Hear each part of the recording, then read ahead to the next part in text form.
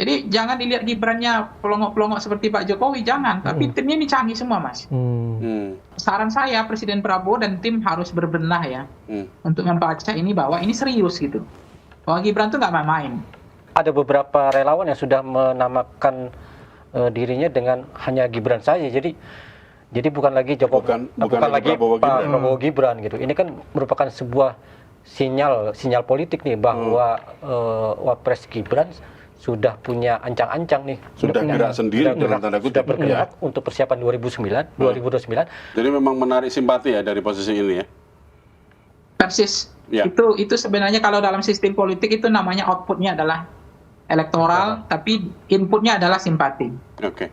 Nah, kalau Bang Pangi lihat nih, selain yang sekarang ini, kemarin-kemarin ada nggak sih yang dilakukan oleh Wapres Gibran untuk menarik simpati masyarakat? Oh, sudah banyak, Mas. Banyak. Udah canggih, Mas. Dan itu lebih bisa dibilang lebih masif daripada Presiden Prabowo sendiri ya. Timnya Gibran ini nggak kaleng-kaleng, Mas. Mereka ini adalah tim kelanjutan dari Pak Jokowi. Membangun desain pencitraan, operasi politiknya, bagaimana membangun sentimen, bagaimana beliau membaca tren sentimen publik, algoritma media sosial. Mereka pahami betul itu. Jadi jangan dilihat Gibrannya pelongok-pelongok seperti Pak Jokowi, jangan. Tapi timnya ini canggih semua, Mas. Dan kalau itu yang harus diwaspadai oleh Presiden Prabowo, nggak boleh polos di sini. Kalau nggak nanti disalib itu. Kalau analisa Bang Pangi di pihak Pak Prabowo sendiri seperti apa? Apakah bisa dibilang kurang masif atau dibilang mungkin tidak mengarah mencari simpati masyarakat atau seperti apa? Nah, itu yang hari ini yang terjadi. Presiden Prabowo menabung lama-lama, menghilangkan empati, menabung sentimennya jadi hilang, orang tidak respect dan seterusnya.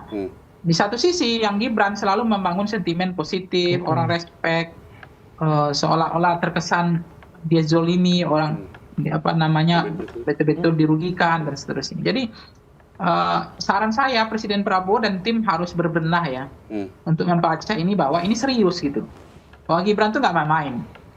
Jadi jangan lihat Gibran yang nggak bisa ngomong, jangan lihat Gibran yang nggak bisa ngapa-ngapain gitu. Tapi lihat dari aksinya hari ini gitu. Dugaan saya ini operasi politik yang canggih sekali. Dan itu yang benar-benar harus diwaspadai ya. Sangat berbahaya, Mas. Harus diwaspadai. Ya, Bang Pangi, kalau ini Abang mengatakan tadi bahwa ini merupakan operasi politik dan Pak Prabowo kalau boleh dibilang kecolongan ya, Bang ya. Apa yang langkah yang harus dilakukan Pak Prabowo dalam waktu dekat ini selain tadi memberikan konferensi pers melalui Pak Prasetyo Hadi? Presiden Prabowo harus menggergaji semua barang selundupan di dalam ini. Nggak ada pilihan. Dan posisinya saat ini masih banyak ya, Mbak ya? Tidak ada sama sekali menguntungkan Presiden Prabowo ini. Oke. Barang selundupan yang tadi Bang Pangi maksud itu masih banyak sekarang di dalam itu? Iya, barang selundupan tentu dia punya intensitas yang berbeda. Sumber legitimasinya beda mungkin ya, kepentingannya beda, agendanya beda, walaupun dia di situ ada protokolernya lah, inilah, humasnya lah. Kan dia bisa bekerja dengan agenda berbeda. Nah itu yang harus diwaspadai ke depan, supaya hal-hal yang semacam ini, kecolongan seperti ini nggak terulang, Mas. Saya kasihan Presiden Prabowo ini jadi jelek banget citranya belakangan kalau ini terus dibiarkan gitu. Nah, buat masyarakat mungkin Mas Pangi supaya nanti 2029 nggak ketipu lagi nih milih pemimpin gitu. Nggak. Iya, sebenarnya begini, masyarakat kita kan ada pemilih dalam karakter psikologis, sosiologis dan rasional kan. Memang pemilih kita kan psikologis lebih termasuk besar 28% dan pemilih psikologisnya 60%. Sosiologis itu memang udah turun di bawah 10%. Nah, oleh karena itu mereka tidak punya baju anti peluru. Jadi apapun sentimen pencitraan yang dibangun, didesain, ada operatornya, ada desainnya, ada pesan yang disampaikan, itu dimakan oleh masyarakat awam. Karena masyarakat kita 80% itu masyarakat awam. Dia tidak common sense, dia tidak rasional, dia melihat apa yang dilihat itu yang dilaporkan dalam benaknya, tidak mencermati bahwa ini ada sesuatu yang tidak alamiah, ini adalah sesuatu desain, dia tidak paham gitu. Jadi itu yang dipahami betul sama Pak Jokowi dan Mas Gibran ini. Beliau tidak peduli yang di angka yang di luar 88%, karena itu dianggap masyarakat yang nggak bisa dipengaruhi lagi. Dia sudah kritis, dia melek politik, dia bukan parokial, dia bukan kaula tapi partisan gitu. Jadi yang kritis ini dia abaikan. Nah, tapi ingat, beliau punya menggarap segmen yang cukup besar. Masyarakat awam yang polos ini yang sedang digarap sama Jokowi dan Gibran hari ini. Oke, dan itu sudah mulai dan sudah menurut Bang Panggi sudah menunjukkan hasil ya, meskipun belum terlalu gede ya, tapi sudah menunjukkan bukan hasil. Gede Mas, ini udah gede sekali nih. Udah gede malah. Udah gede ini. Tanya ke masyarakat, kemakan nggak sama dia isu begini? Kemakan Mas. Oke. Bahwa Gibran dizolimi oleh Presiden Prabowo gitu loh, misalnya. Oke. Jadi yang perlu dilakukan kubu Prabowo apa, Bang Panggi, sekali lagi? Ya harus mewaspadai aja apa barang selundupan seperti ini nggak loyal ke presiden gitu. Sengaja memang ada agenda sendiri kan. Ya. Oke, Mas Udi. Terima kasih banyak Bang Panggi ya sudah bergabung dengan The Comment sore hari ini. Sangat dahsyat sekali analisanya. Selamat juga atas gelar doktornya Mas Panggi di Sama-sama. Oh iya. Selamat Bang Panggi ya. Kalau itu baru selesai kemarin. Terima kasih banyak Mas Teguh dan semuanya. Oke Bang Panggi, terima kasih. Oke. Jadi ternyata memang itu sudah berjalan dan ternyata hasilnya malah menurut Bang Panggi itu udah besar. Yang saya dapat juga infonya tim Gibran tuh udah kebentuk Bang. Udah kebentuk. Saya untuk melihatnya 2029 ini. Melihatnya dari agenda-agenda Gibran sebelumnya itu udah banyak tuh. Bawa beberapa mahasiswa keliling-keliling, terus kemudian ketemuan, yang ketemuan sama BEM apa tuh? UBK. Akhirnya masalahnya duit nih kan, duit itu kan bagian gimmick-gimmick yang lagi dibedakin sama ini timnya. Belum lagi ini ya apa namanya, safari politiknya Pak Jokowi ya, Tuh, yang ke daerah-daerah itu ya. Iya.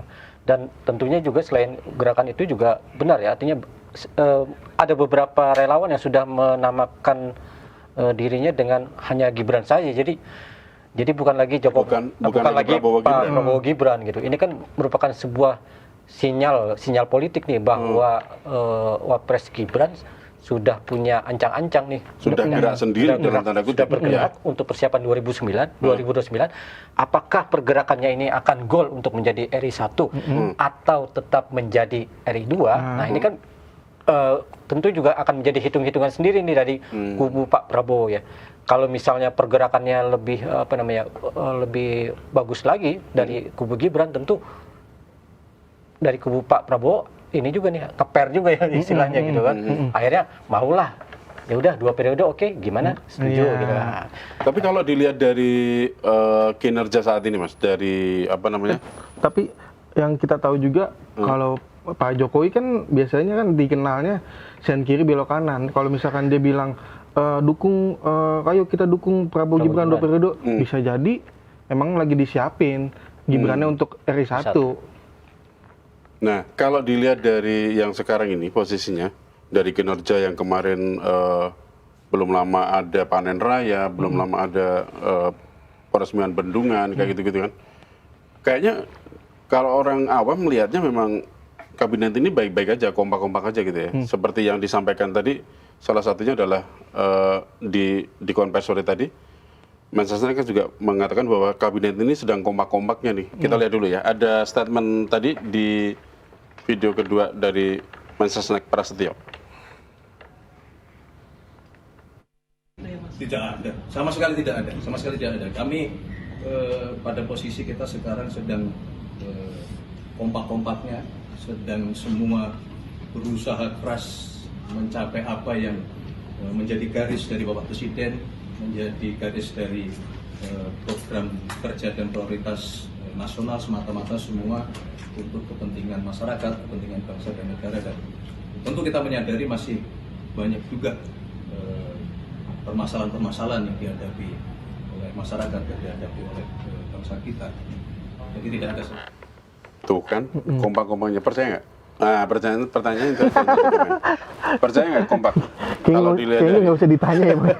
Nggak usah ditanya percaya emang enggak ya. Kalau lihat dari operasi yang sudah dijalankan, nah berarti kita tahu jawabannya, Mas. Iya.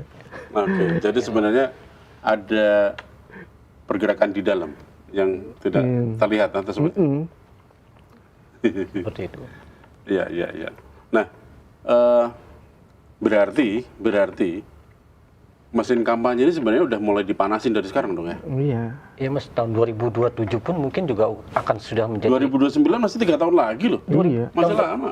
Jangan salah, Mas. Tiga ya? Udah ada. Hitungan politik Nggak ada udah hitungan itu ya? lama dalam politik itu. Jadi setiap hari kalau bisa investasi terus, gitu. Investasi politik kalau bisa. Oh, itu yang menarik, investasi politik ya? Iya, kita harus, ya itu tadi Bang Pangi bilang, tabungannya udah banyak. Gitu, Udah banyak, ya. Nah, jadi udah besar gitu ya. Jadi bahkan mungkin tahun 2027 kalau ini tidak tidak terus diperbaiki ya, maksudnya hubungan antara RI 1 RI 2 bukan tidak mungkin 2027 nih akan jalan sendiri langsung, akan semakin kentara lah ibaratnya. Yang ini mau mempertahankan kekuasaannya untuk 5 tahun ke depan, yang satunya lagi ingin running ke RI 1 juga. Yang kalau kita berharap tentunya dari pernyataan Pak Prasetyo Hadi itu ya benar, lagi kompak-kompaknya lah. Ya. Kalau perlu ya kompak sampai akhir gitu. Mudah-mudahan ya. Ya, mudah-mudahan. Tapi kan ya dalam politik Ya. siapa yang tahu, Mas? Politik ya. Iya. Karena dalam politik itu apapun bisa terjadi, kawan bisa menjadi lawan, lawan bisa menjadi kawan. Bukan begitu, Om Riko? Betul. Oke. Kita cukupkan dulu untuk komen sore hari ini. Sampai ketemu lagi di komen berikutnya. Wassalamualaikum warahmatullahi wabarakatuh. Waalaikumsalam.